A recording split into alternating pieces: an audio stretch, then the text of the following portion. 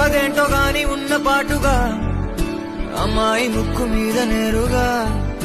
తరాల నాటి కోపమంతా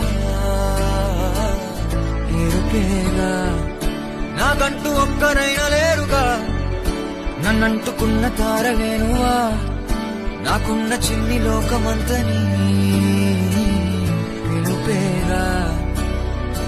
ఏరిపార చూడసాగే దూరమే ఏది ఏది చేరే చోటనే సాగే చలములాగేనే వెనకే మనని చూసేనే చెలిమి చేయమంటుకో